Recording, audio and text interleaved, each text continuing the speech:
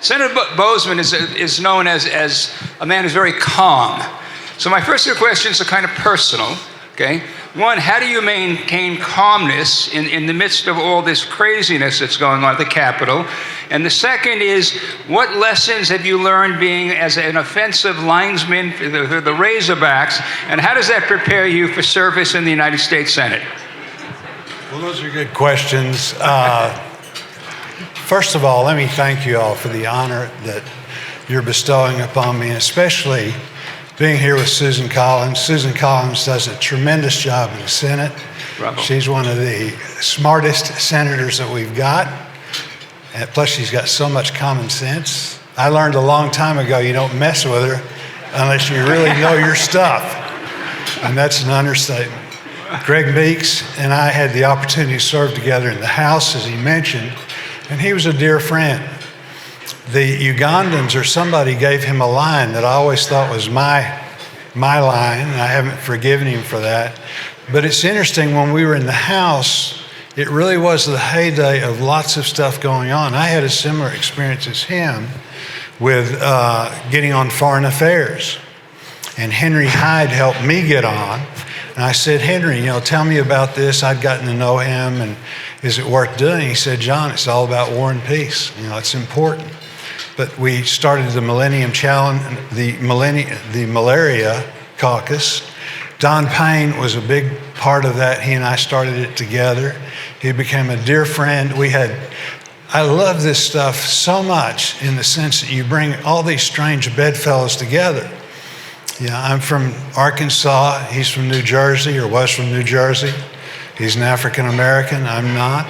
He's a liberal Democrat. I'm a conservative Republican.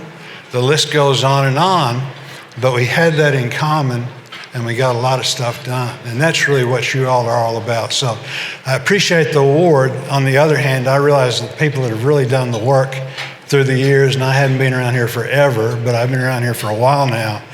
You all are the movers and the shakers. A lot of people talk a good game about these things.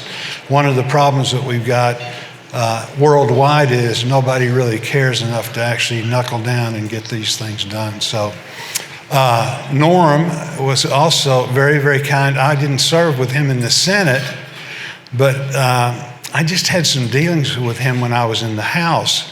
And he was always so kind and nice, and it was hard on me because Greg can tell you that the only thing that House members agree on is their hatred of the Senate.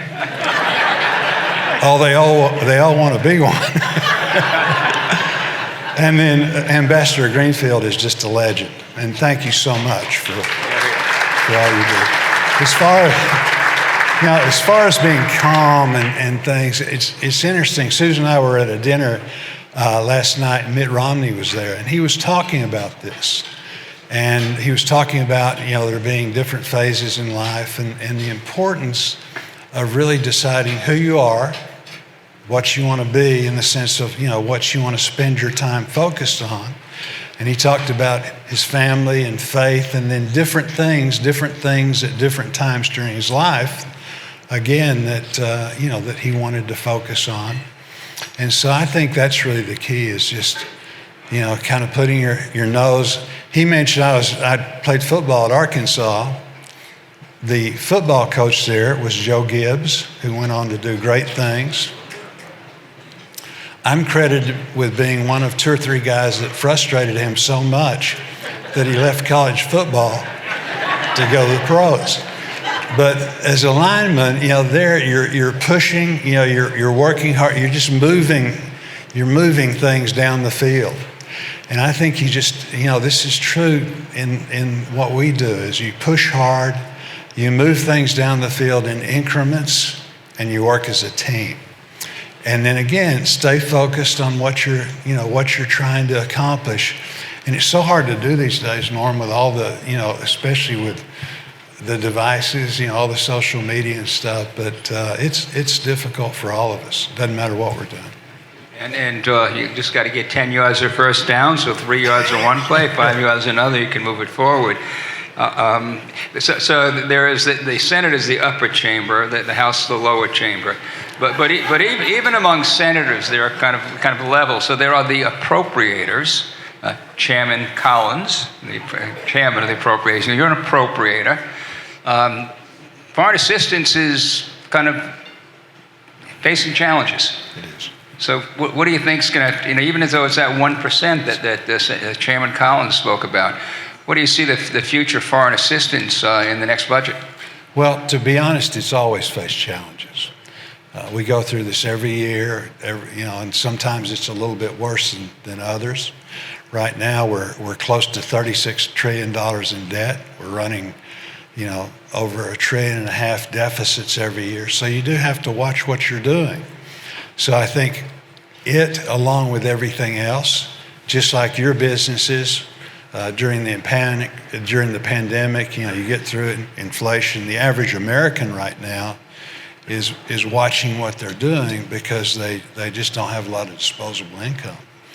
So that doesn't mean that you do less, but I do think that you have to be more careful. You have to build consensus, and again, the people that do that are you all, in the sense of pushing forward, using your influence, using your power, and we're all called to do different things to get this accomplished. I get a lot of mail. I know Susan gets a lot of mail, Greg. Nobody's writing us saying, not nobody, but very few people are writing us telling us we need to increase foreign aid. We got a lot of people that are going just the other, again, in this inflationary time when it is tough on the average person that's out there working hard, just the opposite. So education is really important. And again, that's a way that you all can help us so very much. And it's fair to say that the president's budget is a proposal. Would it be a fair statement? No, the present budget, the As an president's appropriator, budget. you have something to say. Well, the present budget, he gets to send the budget over. I think, I really can't remember that when a president has gotten any votes for his budget. I think a few years ago, Senator Carper voted for President Obama's budget, and somebody asked him why he did it, and he said he thought he needed some support.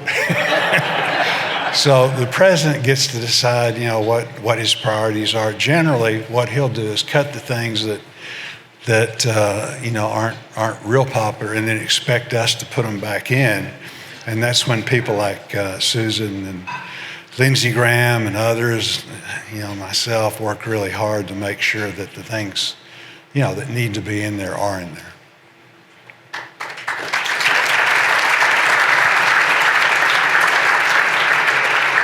So I mentioned that you'll be chairman of the Ag Committee. It's one of your passions. Africa's been a passion. Foreign assistance, you understand the importance of it. Part of it, I may ask, I believe your faith plays a part in that. And I guess my question is, how do they fit together? How, in your mind, you kind of come to the issue of why is this important?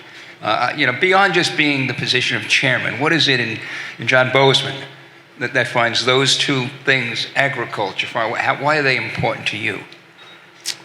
Well, I think as I talked about with Senator Romney, alluding to the fact that you have to pick out, certain things that you're working on and things, and that'll change through the years. But I got on the Foreign Affairs Committee. I was the ranking member on Africa, and Don was the chairman. I just got really interested, and then again, got interested in foreign affairs and drifted into that. And as the more you know, the more excited you get, and the better you understand the need. And then too, how all of these things are connected. It's, what food instability does in a place like Africa or the Middle East. The Arab Spring was all about hungry people. These are big, vital things that affect all of us. And so with agriculture, so much of instability is brought about when if you're hungry, you're going to follow Al-Qaeda, you're going to follow whoever is there to give you a meal and take care of your family. So America has stepped up and done that to a large extent. We can be very, very proud of that, but it does go all together.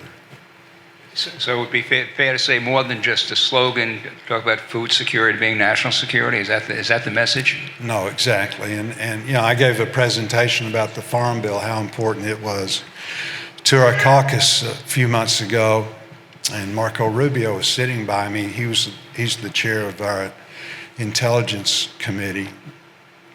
I asked if there was any questions, and it was a miracle there weren't. Senators like to talk a lot and ask questions constantly. So nobody had any questions. And so Marco punched me and said that, you know, John, tell them food security is national security. And, you know, you hear these things over and over and they sound pretty trite. But this is, you know, this is a basic truth. You know, that we have basic truths in life, and that is a basic truth.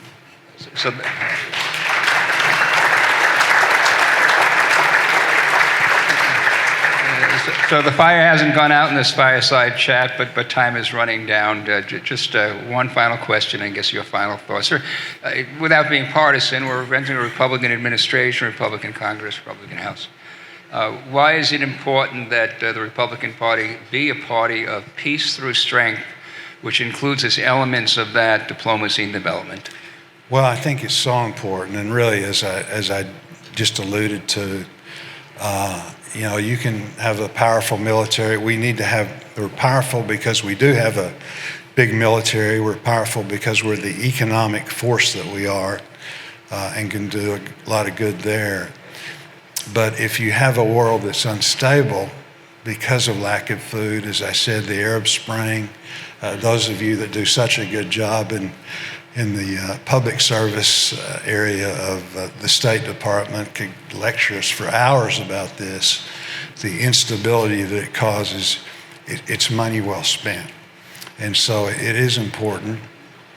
It's important to Republicans. And as I said earlier, I love this in the sense that you can find so many strange bedfellows that despite party affiliation or whatever, we're all in it together. And the other thing too is that we really can make a big difference, and you know, we're talking about life and death, you know, in many cases. So it's a big deal. And you guys, as I said, I appreciate the honor, and I think I can speak for the rest of the honorees. You know, we appreciate it, but really, you all are the ones that have worked so very hard through the years to. Let's thank the chairman for his leadership, all he's done for the USGLC, all he's done for people throughout the world. Mr. Chairman, thank you, and God bless.